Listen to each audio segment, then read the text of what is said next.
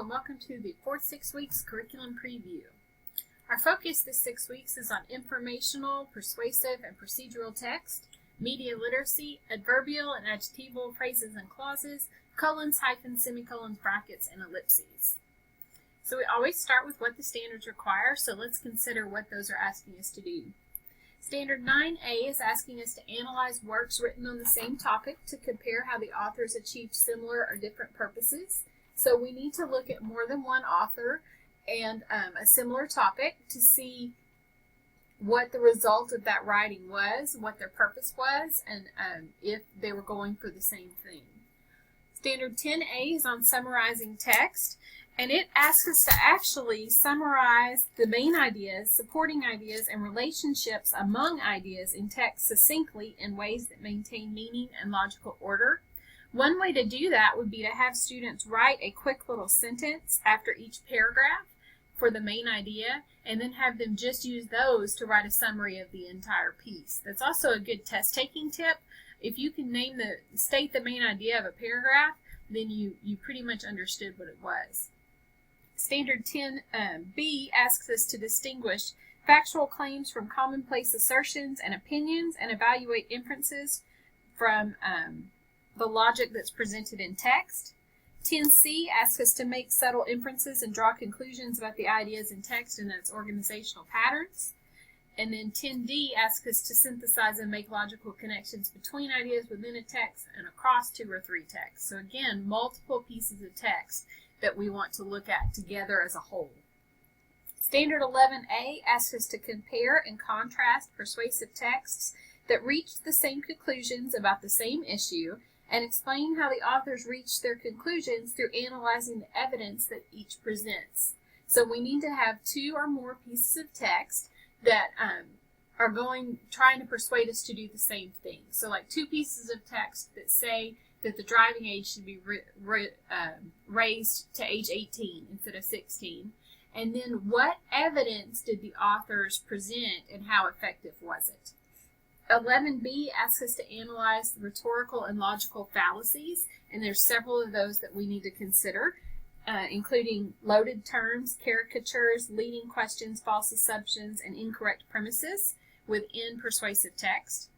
12A asks us to analyze text and evaluate that text for missing or extraneous information, especially in multi-step directions or legends for diagrams. So we could do that with our informational text or our persuasive text.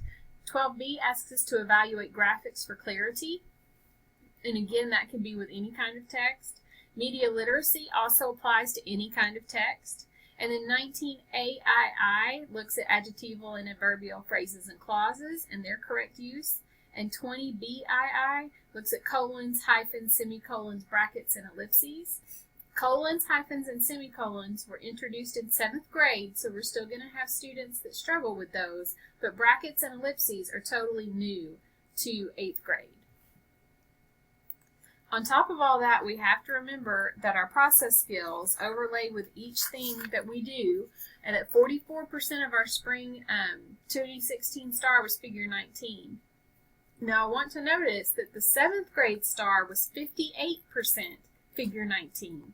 So it is possible that we will have more figure 19, so we cannot avoid those metacognitive processes.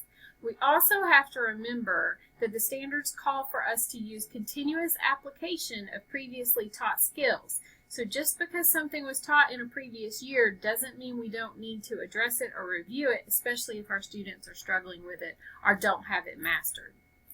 So let's look at our last year's assessment and see how these standards were taught. Strand 9 was paired with figure 19D, and one question was the author's primary purpose for writing the selection is to.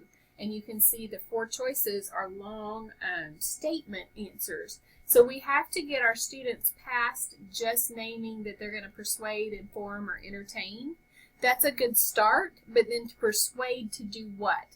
Inform about what? Entertain how? And have them actually write statements to do that. That's a great response activity for a student to do. Standards 10A through D we discussed in the third 6 weeks previous, so you might want to review how those questions were asked. by looking back at last 6 weeks preview, which is still in Canvas.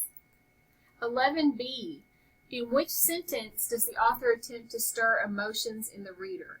So the kid has to be able to pick out that there's an emotional appeal, because notice they didn't say emotional appeal, they called it stir emotions, which is a different phrasing, and then which sentence fits the definition of what they know as an emotional appeal. 11 is also paired with figure 19D. The examples in paragraphs 3 and 4 reinforce the author's point that being courteous. So they have to go look at evidence, which they're calling examples, and then decide what does the evidence do. So there's a vocabulary issue there. Does the student know that evidence and examples are a type of evidence? And then can they tell what the purpose of the evidence? Here's another question on 11. This author supports the central argument of the author. The author supports the central argument of the article mainly by describing, referring, sharing, or comparing.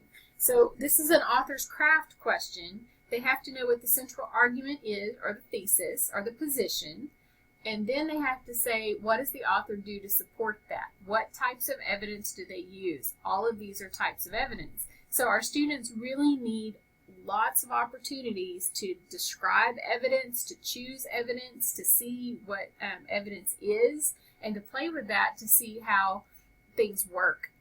If they've only seen one type of evidence, they're going to really struggle with that. Then we have a skills trace. For the English 1 EOC, there were only 11 editing questions. None of those editing questions were on 9th grade standards, and this is where it becomes really important. The 11 questions were introduced anywhere from 2nd grade to 7th grade. Therefore, as we said before, it's critical that we review previously taught skills. We want to look at student writing for common errors, and not just in writing. When we're doing a reader's response or a draft, are students making errors with apostrophes? Are they making errors with capitalizing the pronoun I? Are they making errors with to, and to? If they are, then that's the time to teach a mini lesson.